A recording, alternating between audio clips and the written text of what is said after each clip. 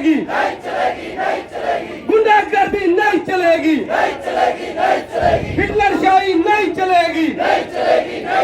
कर्मचारियों का नमस्कार, मैं हूं आकर्षण उपल और इस समय आप ये सीधी तस्वीरें देख रहे हैं सीएम सिटी करनाल से, जहां पर आप देख सकते हैं कि पिछले 6 दिन से जो सफाई कर्मचारी हैं वो अपनी मांगों को लेकर किस तरह से अड़े हुए, अपनी मांगों को लेकर सफाई व्यवस्था बिल्कुल नहीं देख रहे हैं, जिसकी वजह से जगह जगह गंदगी के ढेर, गंदगी के अंबार लगे हुए हैं। आज मुख्यमंत्री मनोहर लाल खट्टर करनाल भी आए हुए हैं और यहाँ पर जो तमाम सफाई कर्मचारी हैं वो किस तरह से विरोध प्रदर्शन करते हुए नजर आ रहे हैं। मुर्दाबाद, निकाय मंत्री मुर्दाबाद, हिटलरशाही नहीं चलेगी, तमाशाही नहीं चलेगी, कर्मचारियों का शोषण बंद करो, कच्चे कर्मचारियों को पक्का करो। तो आप देख सकते हैं कि तमाम जो कर्मचारी हैं वो लगातार विरोध प्रदर्शन कर रहे हैं। करनाल में सफाई व्यवस्था का बुरा हाल हुआ है, लेकिन बावजूद इसके इनकी जो मांगे हैं वो नहीं मानी जा रही। क्या कुछ इनकी मांगे हैं, एक बार जान लेते हैं। हमारे साथ जिला सचिव हैं इंद्रजीत चनालिया, उनसे बात कर लेते हैं कि क्या कुछ कहते हैं। चनालिया साहब, लगातार आप लोग धरने प्रदर्शन कर रहे हैं, करनाल की सफाई व्यवस्था का बुरा हाल हुआ है, घर घर के अंदर कूड़ा इकट्ठा हो चुका है। 5-6 दिन हो गए आप लोगों को हड़ताल पर बैठे हुए, क्यों सुनवाई नहीं हो रही, क्या दिक्कत आ रही है, क्या मांगे हैं आपकी? और कई बार पहले भी बैठकें हो चुकी है, हर बार कहा जाता है कि अब मांगे मान लेंगे, अब क्या दिक्कत आ रही है? सरकार की आज हमारा नगर पालिका कर्मचारी संघ हरियाणा स्टेट कमेटी के आह्वान पर आज हमारा हड़ताल का 5वां दिन आज है और ये सरकार की नीयत और नीति दोनों ही खराब है, जिस कारण हमारी मांगे नहीं मानी जा रही हैं। हमारी सरकार से 4 दौर की बातचीत हुई है।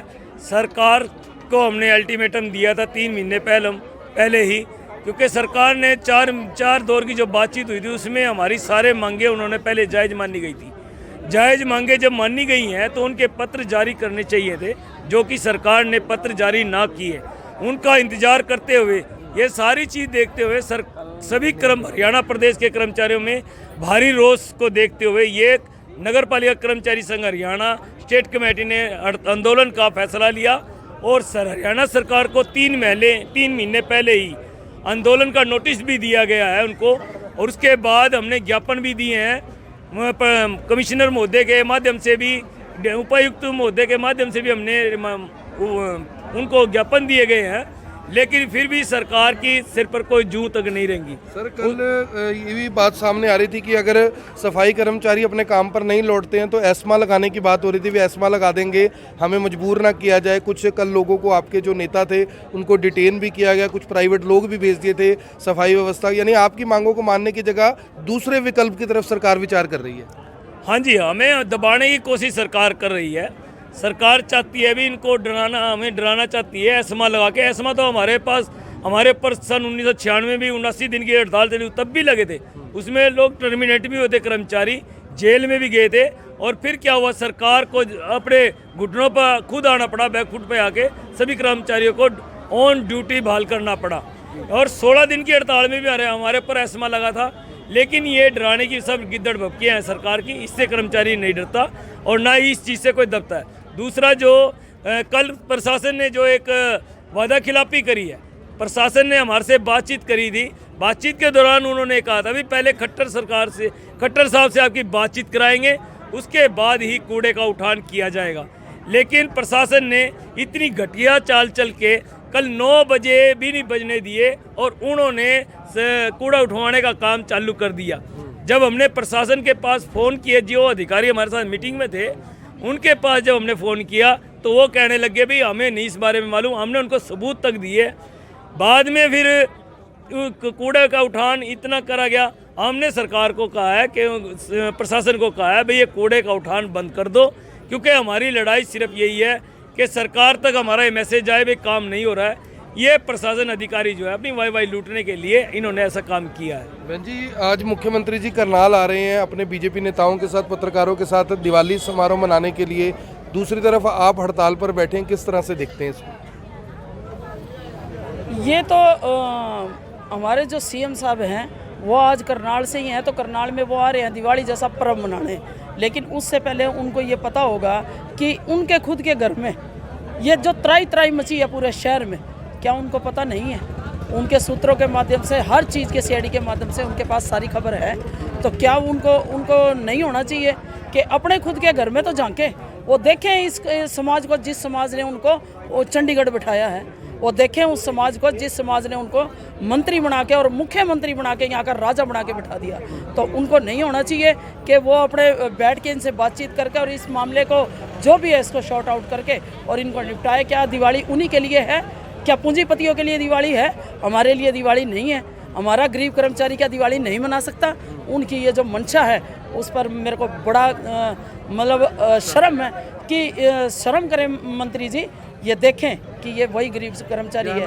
किस पोस्ट में है? मेरा नाम प्रदेश सचिव शारदा हूँ मैं, और आपके माध्यम से, आपके चैनल के माध्यम से हम ये बता देना चाह रहे हैं कि आप बड़ी बड़ी रैलियां करते हो। गुहाने के अंदर आपने बड़ी अभी 27 तारीख को रैली की है, वहाँ इतने वादे आप कर रहे हो, लेकिन वो ढकोसलेबाजी ना करें।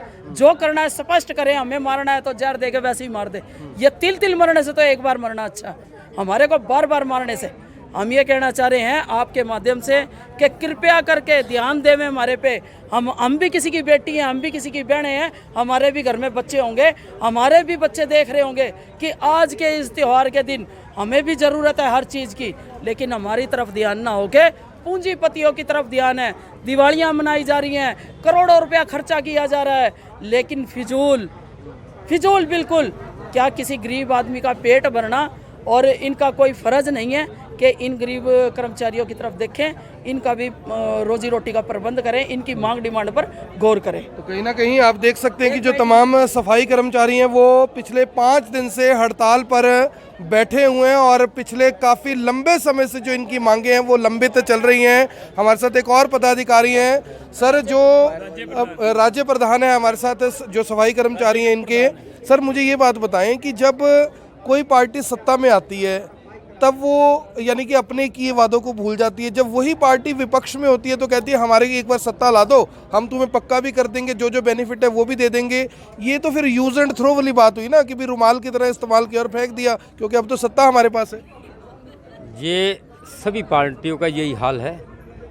हम किसी एक पार्टी का कसूर नहीं करते इसमें, सभी की सभी पार्टियां ऐसी करती है। भाई जनता से वोट लेकर के सत्ता हासिल करके फिर ये वादा खिलाफी करती है। इसी तरीके से इस सरकार ने हमारे से कोरोना काल में अनिल विज मंत्री ने 25 अप्रैल व 17 अगस्त 2020 में इन मांगों पर सहमति बनाई थी, और तमाम मांगे जो हमारा 16 सूत्रीय मांग जो पत्र है उस पर सारी मांगों पर सहमति बनती है। और मंत्री थे खुद जी, जब उन्होंने कहा था आपकी मांगे जायज़ है, जैसे कि हमारा 50 लाख रुपए का बीमा जो दूसरे महकमों में है, जैसे पुलिस कर्मचारी पर है, जैसे स्वास्थ्य कर्मचारियों का 50 लाख रुपए का बीमा है। अगर कोई कर्मचारी कोरोना से उसकी मृत्यु होती है, तो जब हम फ्रंट लाइन में जो काम करते हैं, लोग हमारे को कोरोना योद्धा कहते थे, हमारे ऊपर फूल फेंकते थे, हमारे गले में जो मालाएं डालते थे।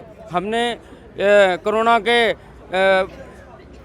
संस्कार भी किए, हमने उनका मल मूत्र, उनका गंद भी उठाया है। हमने शहर को उस टाइम मरने नहीं दिया, हमने शहर को बचाया है। लेकिन आज सरकार हमारे ऊपर ये जो हथियार लेकर के चढ़ रही है। कल हम जब ये धरना कर रहे थे तो प्रशासन पूरा असला लेकर के डीसी एसपी रात हमारी इन बहनों को और इन कर्मचारियों को कुचलने के लिए जो वहाँ पहुँच गया है, शर्म आनी चाहिए।